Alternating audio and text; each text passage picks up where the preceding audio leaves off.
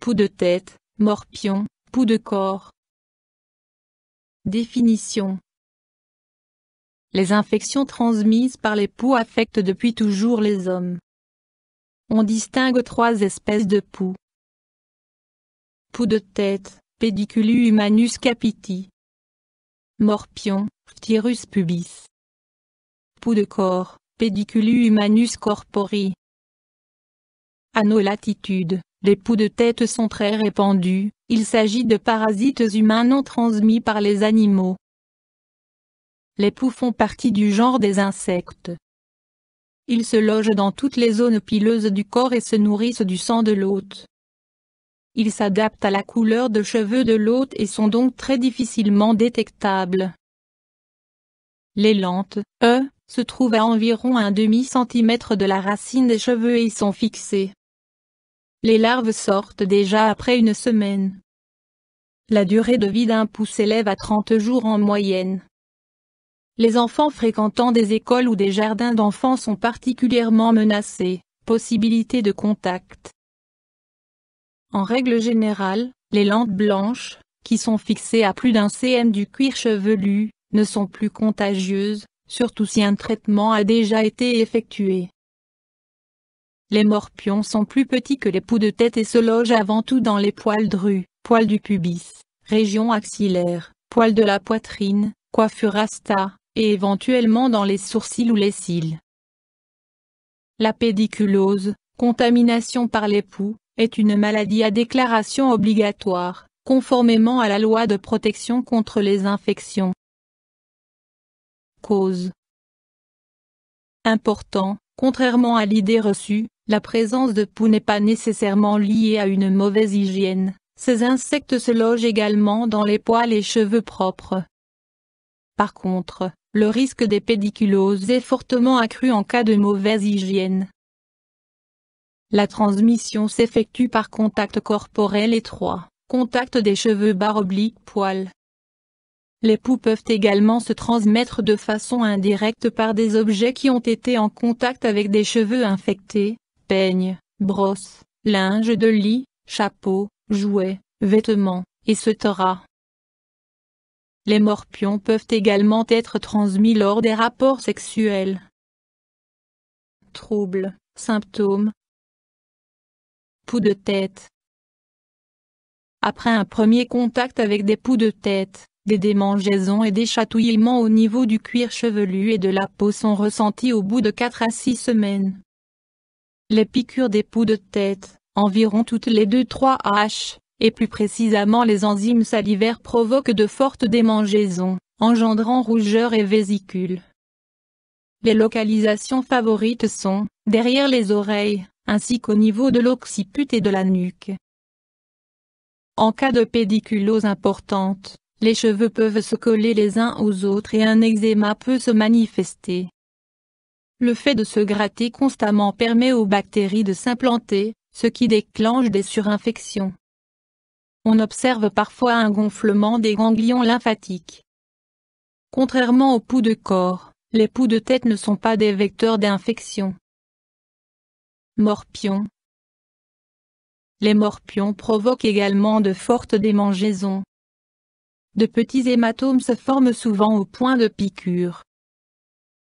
Examen, diagnostic. Anamnèse avec prise en compte des symptômes du patient, les lentes sont généralement bien détectables, alors que les poux le sont moins.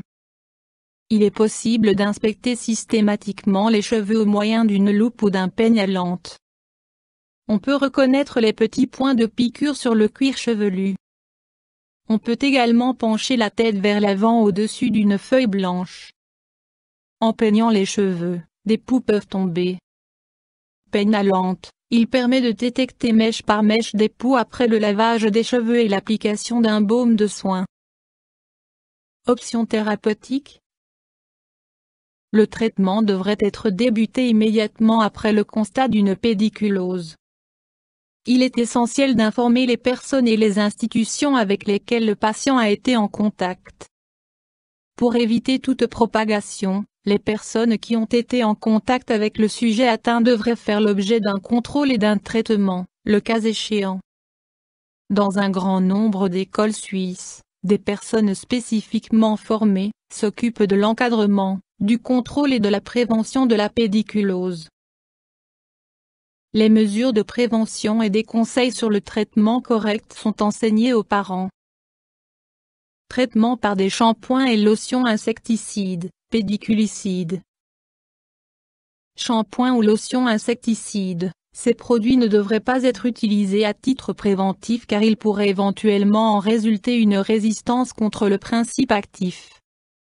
Certains pays sont déjà confrontés à ce problème de résistance aux pédiculicides. Conformément à la notice d'utilisation, les pédiculicides doivent être appliqués plusieurs fois durant la durée préconisée. Il est essentiel d'effectuer un contrôle minutieux au moyen d'un peigne à lente. En présence de lente, celle-ci devrait immédiatement être éliminée. Les yeux, la bouche et le nez ne doivent pas entrer en contact avec les produits pédiculicides car ils irritent les muqueuses. Par ailleurs, des préparations non insecticides sont déjà commercialisées. Ces produits visent à recouvrir et à étouffer les poux. Ce traitement dure une semaine. En cas de pédiculose importante, il doit être répété au bout de quelques semaines. En cas d'infestation par des poux de tête, il peut s'avérer utile de peigner régulièrement les cheveux mouillés. Par contre, si les poux sont localisés sur une autre partie du corps, un traitement insecticide est nécessaire. Il convient d'être prudent lors de l'utilisation de produits pédiculicides chez les nourrissons et les enfants en bas âge. Comme le produit risque de pénétrer dans l'organisme, le traitement est généralement effectué à l'hôpital. Air chaud contre les poux de tête. L'exposition à de l'air chaud, au moins 45 degrés, durant un H semble être une méthode efficace, simple et fiable pour débarrasser quelqu'un d'une pédiculose. Par ailleurs, une étude parue dans le Pédiatrique de novembre 2007 a montré que cette méthode n'induit aucun développement de résistance. Lors de cette étude, un Lousebusté appareil spécifique soufflant une grande quantité d'air sec pour détruire les poux, a été comparé avec d'autres appareils de séchage à air chaud. Pratiquement tous les sujets traités par Lousebusté n'avaient plus de poux une semaine après le début du traitement. Aucun effet indésirable n'a été constaté. En revanche, d'autres experts mettent en garde contre les appareils de séchage à air chaud comme les sèche-cheveux qui pourraient brûler le cuir chevelu. À ce jour, les Lousebusté ne sont pas encore autorisés en Suisse, remarque de l'auteur. Mesures préventives. Lorsqu'un cas de pédiculose est constaté, il convient d'avertir le jardin d'enfants, l'école et les amis proches.